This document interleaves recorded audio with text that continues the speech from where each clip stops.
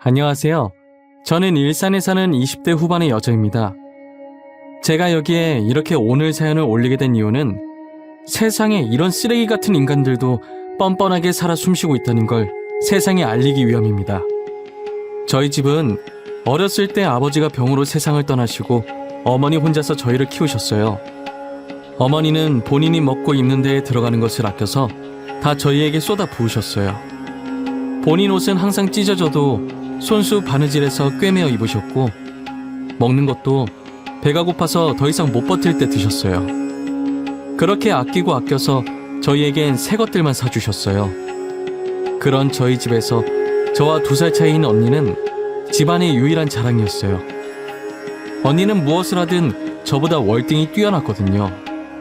외모면 외모, 성적이면 성적, 뭐 하나 빠지는 곳이 없었죠. 학교에서 시험만 치면 늘 전교 1등 자리에서 내려오지 않았어요. 저도 공부를 못하는 편은 아니었지만 언니에 비하면 세 발의 피였어요. 저는 늘 언니가 존경스럽고 배울 점 많다는 것을 느꼈어요. 언니는 충분히 명문대를 가고도 남을 성적이었지만 우리를 키우느라 제대로 쉬어본 적 없는 홀어머니 때문에 대학을 포기하게 되었어요. 대신 자격증을 따서 일찍이 회사에 취업을 한 거예요. 첫 월급은 어머니께 다 드리고 그 다음 월급들은 조금씩 차곡차곡 모아서 제가 대학교에 들어갈 때 대학 등록금으로 내줬던 착한 언니였어요. 그런 언니가 회사 지인의 소개로 변호사인 예비 형부를 만나게 된 거예요. 편의상 앞으로는 그냥 형부라고 말할게요. 형부는 정말 언니한테 잘해줬어요. 언니가 죽으라고 하면 죽는 신용도 하는 양반이었거든요. 처음에 형부와 결혼 얘기가 오갈 때 언니는 가진 게 없다고 걱정이 많았어요. 집안이 좋은 것도 아니고 그렇다고 부모님이 2분 다 살아계신 게 아니잖아요. 혹시나 시댁에서 집안도 별로고 홀어머니 밑에서 자란 니까짓게 감히 우리 잘난 변호사 아들 데려간다고 싫어하지 않을까 매일같이 걱정했어요. 하지만 이때까지 했던 걱정들이 다 쓸데없는 짓이었던 거예요. 형부도 홀어머니 밑에서 크셨고 처음부터 좋은 형편은 아니셨대요. 그래서 언니가 처음 인사드리러 갔을 때 어머니께서 다정하게 안아주셨다고 해요. 아이고 우리 새아가 어디서 이런 예쁜 아이를 데리고 왔을꼬. 얼른 들어오렴. 내가 넣으면 먹이려고 음식을 상다리 부서지게 준비했단다. 어머니 안녕하세요. 처음 인사드립니다. 이렇게 반갑게 맞이해 주셔서 감사해요. 제가 빈손으로 오는 건 예의가 아닌 것 같아서 과일 바구니라도 준비했어요. 마음에 드실지 모르겠어요. 어머, 내가 과일 좋아하는 거 어떻게 알고 벌써부터 이렇게 이쁜 짓을 할까? 만약 내가 과일을 안 좋아한다고 해도 우리 새아가가 주는 건데 억지로라도 다 먹어야지. 이렇게 좋아해 주실 줄 알았으면 진작 찾아뵐 걸 그랬나 봐요. 너무 늦게 와서 죄송해요. 저는 가진 것도 없이 잘난 오빠 데려가고 거기다 이런 귀한 대접을 받아도 되는 건지 모르겠어요. 그게 무슨 소리니? 못난 우리 아들 너같이 착한 애가 데려가줘서 나야 너무 고맙지. 가난하게 태어난 건 죄가 아니란다. 지금 잘 먹고 잘 살고 있지 않니? 기죽지 말고 당당하게 살아. 언니의 시어머니가 되실 분은 형부만큼이나 좋으신 분이셨어요. 그렇게 언니네는 쉽게 상견례를 하고 결혼 날짜를 잡을 수 있었어요. 결혼을 앞두고 언니와 형부는 들뜬 마음으로 둘이서 여행을 갔어요. 저는 그때로 다시 돌아가서 여행을 가지 말라고 뜯어 말렸어야 했어요. 언니에게 잘 갔다 오라고 마중 나갔던 과거에 제 자신한테 너무 자괴감 들더라고요. 아니, 어쩌면 이 일 덕분에 쓰레기 같은 인간을 거를 수 있었다는 생각도 듭니다. 여행을 갔던 언니와 형부가 늦은 밤에 집으로 돌아오던 중 거의 다 와가서 교통사고를 당했어요. 그래도 다행히 언니와 형부 둘 다 무사하다고 하더라고요. 뒤에서 트럭이 먼저 언니네 차를 박았는데 결혼 앞두고 괜히 큰일 내지 말자 싶어서 트럭 아저씨한테 잘못 따지지도 않고 그냥 바로 왔다는 거예요. 저는 사고 다음날 들은 거라 차 별로 안 깨졌겠지라고 생각하고 제가 잠시 차를 빌려 쓰려고 했었어요. 그런데 뒤에서 박은 것 치곤 앞도 만만치 않게 깨져 있는 겁니다. 꼭 차 앞부분에 누군가 큰 바위를 던진 것 마냥 움푹 들어가 찌그러져 있었어요. 하지만 저는 별로 대수롭지 않게 여기고 버스 타야겠다며 그냥 지나갔어요. 지금 생각해보면 그러지 말걸, 그때 더 열심히 차를 살필 걸 싶습니다. 그랬으면 이런 일이 생기지 않았을 건데 말이에요. 사고가 일어나고 며칠 뒤 저희 집에 경찰이 찾아왔어요. 지금 급하게 언니를 찾고 있다고, 혹시 집에 있냐면서요. 안녕하십니까. 저희는 땡땡 경찰서에서 온 경찰들입니다. 혹시 박수현 씨 여기에 계십니까? 이번에 일어난 사건 때문에 저희랑 같이 서로 동행해 주셔야 할 것 같습니다. 경찰이요? 저희 언니인데 무슨 사건 때문에 그러시는 거예요? 혹시 언니가 무슨 잘못이라도 한 거예요? 뭐야? 아침부터 왜 이렇게 시끄러워? 누가 왔어? 경찰들이 우리 집에 무슨 일로 오셨대? 박수현 씨? 저희랑 같이 서로 가주셔야 할 것 같습니다. 땡땡과 땡땡땡땡 자주 맞으시죠? 당신을 뺑소니범으로 체포합니다. 주말이라 집에서 쉬고 있던 언니가 무슨 일이냐며 현관으로 나왔어요. 언니가 나오자마자 경찰이 다짜고짜 언니 손목에 수갑을 채우더니 글쎄 뺑소니범으로 언니를 체포한다는 거예요. 드라마에서만 듣던 미란다 원칙을 실제로는 처음 들어봤어요. 하지만 언니는 몇 년째 장롱면허 수준으로 운전을 잘할 줄 모른단 말이에요. 그런 자신의 운전 실력을 잘하는 언니가 평소에 집 앞 잠깐 마트 갈 때 말곤 차 운전도 잘 안 하는데 느닷없이 뺑소니를 했다고 하니 저희는 도저히 믿기지 않았어요. 당사자인 언니도 그런 적이 없으니 영문도 모른 채 자기는 아니라고 소리 지르며 잡혀갔어요. 저 또한 상황 파악이 전혀 안 되었고 엄마는 뺑소니범이라는 소리에 그 자리에서 기절하셨어요. 결국 언니는 가해자 신분으로 재판까지 가게 되었어요. 재판에 제가 참관하게 되었는데 언니는 본인이 한 일이라고 인정하더라고요. 저는 재판 중에 일어난 언니의 모든 행동들이 도저히 이해가 안 되는 거예요. 그때부터 이 사건에 엄청난 무언가가 있다는 생각이 들기 시작했어요. 언니는 모든 혐의를 인정하고 교도소에 들어갔어요. 저는 언니의 재판이 끝나자마자 곧장 형부가 있는 로펌으로 찾아갔어요. 형부, 이게 어떻게 된 일이에요? 언니가 왜 뺑소니범으로 잡혀가는 건데요? 저희 언니 운전 실력 형부도 잘 알고 있잖아요. 지금 이게 말이 되는 일이에요? 뭔가 잘못된 거죠? 처제, 이건 나도 어떻게 할 수가 없어. 모든 증거들이 다 수연이를 가리키고 있었어. 진짜 빼도 박도 못하는 상황이었다고. 나한테 와봤자 해결되는 건 하나도 없어. 말이 되냐고요. 운전이라고 해봤자 집 앞 5분 거리 마트 갈 때 말곤 운전 안 하는 사람이에요. 이거 뭔가 잘못됐어요. 나 이 일 절대 그냥 못 넘어가요. 진범 형부가 못 찾아내면 제가 찾아내요. 형부는 자신이 나서도 해결해줄 수 있는 방법이 없다며 이 사건에 아예 손을 떼버렸어요. 저는 그런 형부의 태도가 너무 의심스러웠어요.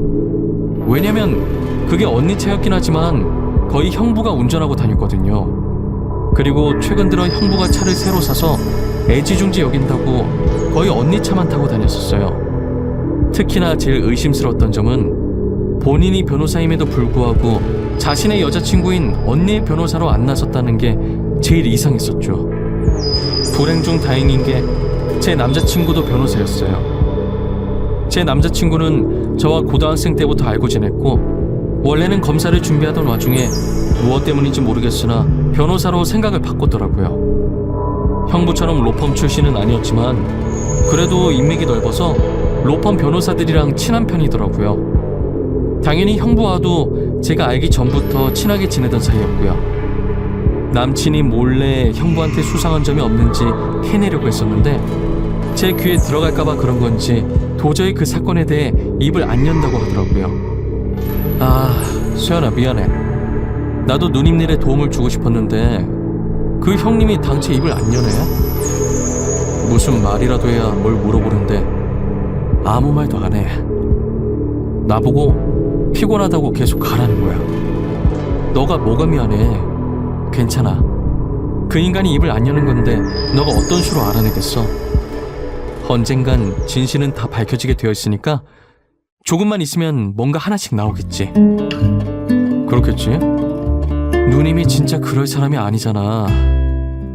내가 누님을 알던 세월이 얼만데 만약 형님이 무슨 짓을 한 거면 진짜 나도 용서 못할 것 같아. 말이라도 그렇게 말해줘서 고마워. 혹시나 진짜 작은 거라도 괜찮으니까 뭔가 알아낸다면 꼭 연락 줘. 알겠지? 남친은 제게 알아낸 게 하나도 없어서 저를 볼 면목이 없다며 전혀 도움되지 못했다고 엄청 미안해 하더라고요. 그게 남친의 잘못은 아니니까 제가 뭐라고 할 수 없었죠. 그러다 남친이 급하게 제게 전화해서는 그 사건을 처음엔 형부가 맡았었다고 하더라고요. 수연아, 내가 방금 지나가다가 빅뉴스를 들었거든? 이야, 형님 진짜 몹쓸 사람이네. 사람들이 하는 얘기 들었는데 그 뺑소니 사건 원래 형님이 맡기로 했던 사건이래. 뭐? 근데 왜 형부가 아니라 다른 사람이 그 사건을 맡은 거래? 형부가 우리 언니 제일 잘 알잖아. 누명 벗게 해줘야지. 도대체 왜 그런 거야? 이유는 나도 몰라. 떠들고 있던 사람들도 이유는 모르는 것 같더라고. 그냥 증거만 싹 다 모아서 다른 사람한테 사건 넘겼다더라고. 형부 진짜 미친 거 아니야? 그게 제대로 된 증거는 맞아? 확실한 증거들이냐고. 혹시 너무 확실한 증거라서 변호를 못할 것 같아서 그런 건가? 그것까진 모르겠어. 근데 형님은 하필 증거를 넘겨도 그런 사람한테 넘기냐? 사건 빨리 끝내고 싶어서 단면만 보고 범인 같은 사람 무조건 몰고 가는 악질 변호사한테 말이야. 여자친구 대변도 안 해준 것도 모자라 거기다 귀찮아서 사건 빨리 끝내려고 제대로 일도 안 하는 변호사한테 자기 여자친구 사건을 넘기다니요. 남친한테 들은 형부의 태도에 화가 나는 걸 넘어서 너무 어이가 없었어요. 남친은 저와 통화를 마치고 형부 사무실로 들어갔대요. 애초에 형부한테 서류 줄 게 있어서 가던 길에 그 얘기를 듣고 저한테 바로 연락했다고 하더라고요. 들어가니까 형부는 안 보이고 형부 컴퓨터 근처에 떨어진 USB 하나를 발견하게 됐대요. 원래는 들고 나오면 안 되는 건데 뭔가 저걸 지금 챙겨야 한다는 느낌이 너무 강하게 들었다고 해요.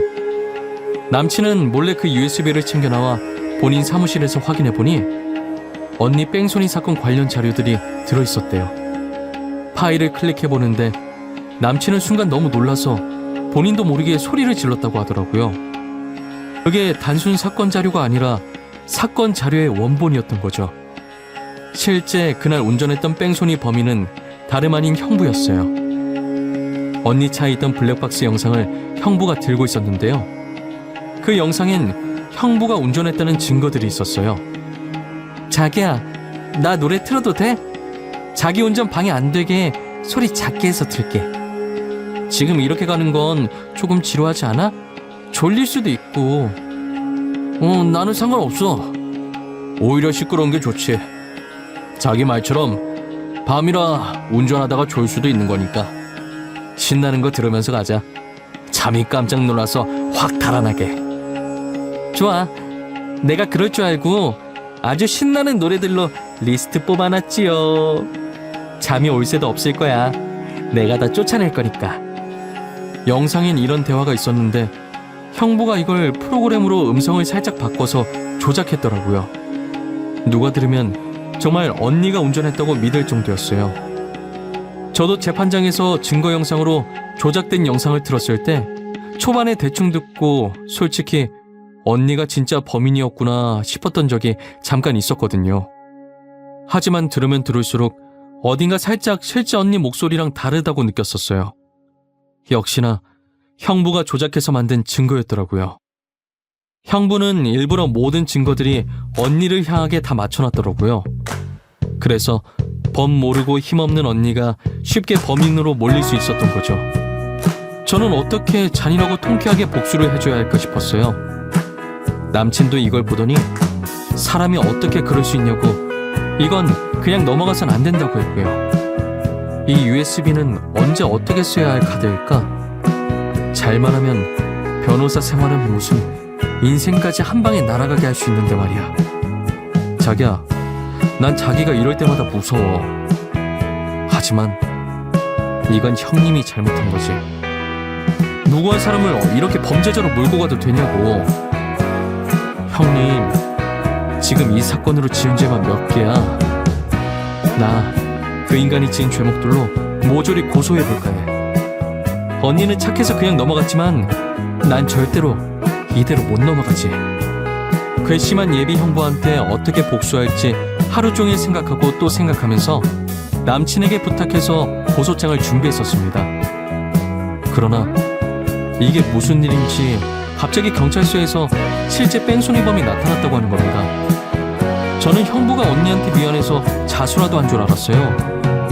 그래서 그 소식을 듣고 하던 일 전부 팽개치고 당장 경찰서로 뛰어갔죠. 경찰서에 도착하니 형부가 아닌 웬 처음 보는 남자가 죄송하다며 연신 고개를 숙이더라고요. 선생님, 정말 죄송합니다. 제가 그러면 안 됐는데 저도 너무 무서워서 그랬어요. 먹여 살려야 할 가족들도 있고요. 저 아니면 저희 집 다 굶어 죽어서 잠시 미쳤었나 봐요. 아무리 그래도 이러면 안 됐죠. 아저씨 대신 누명 쓰고 감옥에 가신 분 인생은 어떡합니까? 아저씨 졸음운전 하나 때문에 아무 잘못도 없이 피해본 사람이 지금 몇이에요? 아이고, 죄송합니다. 제가 진짜 입이 10개라도 할 말이 없습니다. 거기 앞에 사람이 있을 거라고는 생각을 못했어요. 정말 죄송합니다. 경찰한테 이게 무슨 말이냐고 소리를 질렀더니 하는 말이 사고 당시 언니 차 뒤에 트럭 운전자가 졸음운전 중이었다는 거예요. 그런데 트럭이 길 건너던 사람을 못 보는 바람에 그 피해자가 튕겨져서 그대로 언니 차 쪽으로 넘어와 버린 거죠. 그런데 언니 차 앞에서 쿵 하고 사람이 부딪히니 범퍼 쪽도 찌그러지고 이 모든 상황에 언니 차를 몰고 있던 형부는 당황했는지 상황도 따지지 않고 자기가 사람을 쳤다고 생각해서 주랭랑을 친 거였어요. 하지만 그날 늦은 밤이라 주변에 목격자도 없었고 트럭 블랙박스는 고장나서 녹화가 안 되고 있었대요. 언니 차도 하필이면 메모리가 꽉 차서 사고가 났던 그 시간엔 녹화가 안 되고 있었죠. 그런데 트럭 기사가 계속 악몽을 꾸고 가만히 있어도 양심이 찔려서 자수를 하게 됐다고 하더라고요.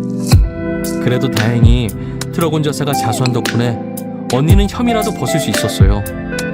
저는 도대체 왜 언니가 하지도 않은 잘못까지 인정했다고 말했는지 너무 화가 났어요. 언니는 도대체 무슨 생각으로 하지도 않은 짓을 했다고 인정한 거야? 교도소가 무섭지도 않았어? 형부가 운전했었다고 왜 말을 안 해? 내가 경찰서 들어가자마자 모든 증거들이 전부 내가 그랬다고 말하고 있었어. 나도 어떻게 할 방법이 없었어. 그리고 남편도 그러라고 했고 그냥 내 잘못이구나 그 생각밖에 안 들더라. 그래도 그렇지 형부가 운전했었다고 말이라도 해봤어야지. 증거들이 조작됐다고 말할 수 있었잖아. 망할 그놈의 거지 같은 사랑이 뭔지. 처음엔 남친 힘들게 변호사 됐는데 인생 망치고 싶지 않았어. 근데 증거 영상을 보고 남친이 작정하고 나를 버렸구나 싶었어. 그때 처음 내가 배신당했다는 걸 알았어. 나중에 알게 된 건데 언니는 당시 노랫소리에도 잠을 못 이겨 결국 형부 옆에서 혼자 자고 있었고 사고가 나면서 차가 부서지는 소리에 깼던 터라 비몽사몽해서 전혀 몰랐다고 하더라고요. 언니는 그래서 사고에 대한 상황을 제대로 인지하지 못했고 그냥 뒤에서 트럭이 박았구나 그 정도였고 형부만 놀라서 핸들에 머리 박고 있다가 차 앞에 떨어진 그 광경을 보고 자신이 사람을 쳤다고 생각하고 못 본 척 도망간 거라고 하더라고요. 그래서 형부는 본인이 사람을 쳤다고 믿고 있어서 이대로 변호사 생활이 끝날까봐 모든 증거들을 언니가 범인으로 짜집기를 해놓았던 것이었죠. 언니의 혐의를 벗었다고 하나 전 절대 형부를 이대로 용서할 수 없었어요. 남친에게 받았던 증거들을 모조리 모아서 증거인멸 및 위조죄와 무고죄, 명예훼손죄로 형부를 고소했고 조작했던 증거들을 인터넷에 뿌리면서 로펌 변호사의 실체라고 익명으로 글을 올렸어요. 댓글은 난리가 났고 실시간으로 여러 커뮤니티에서 제 글을 퍼가기 시작했어요. 결국 형부는 변호사 생활을 그만둘 수밖에 없었고 그리고 재판장에 서게 되었어요. 판사는 법을 잘 알고 이걸 악용한 형부를 보고 괘씸하다며 최고형을 선고하였습니다. 사람의 탈을 쓰고 어떻게 이런 무거운 짓을 벌일 수 있을까요? 이 사건으로 인간이 지닌 추악함의 끝은 어디까지인지 볼 수 있었던 것 같습니다. 세상 살아가는 게 쉽지 않다지만 이 정도로 쓴맛일 줄은 꿈에도 몰랐네요. 여러분들은 저희 언니가 겪은 사건 사고 안 겪었으면 좋겠습니다. 정말 가족으로서 너무 마음이 찢어졌어요. 그것도 결혼할 예비 형부가 이런 짓을 할 줄 알았겠어요? 지금까지 제 사연을 들어주신 모든 분들께 감사드리고 다들 행복한 하루 되세요.